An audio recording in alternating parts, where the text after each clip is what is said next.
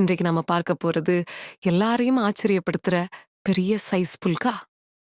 முதல்ல கோதுமை மாவு எடுத்துக்கோங்க.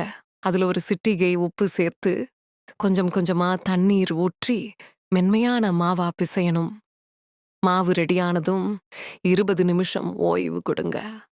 இதுதான் புல்கா நல்லா புடைக்கிற ரகசியம். இப்ப மாவை பெரிய உருண்டை ஆக்கி பெரிய வட்டமா மெல்லியதா உருட்டுங்க. சூடான தோசை கல்லில் எண்ணெய் இல்லாம போட்டு சுடுங்க. புட்டைகள் வர ஆரம்பிச்சதும் திருப்பணும். இப்பதான் மெயின் சீன். அரை வெந்த புல்காவ நேரடி அடுப்பு தீயில காட்டுங்க. பாருங்க எப்படி முழுசா புடிச்சு பெரிய சைஸ் புல்கா ஆயிடுச்சு.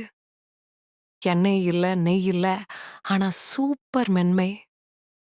உங்களுக்கு இந்த வீடியோ பிடிச்சிருந்தா லைக் பண்ணுங்க, ஷேர் பண்ணுங்க, மறக்காம சப்ஸ்கிரைப் பண்ணுங்க.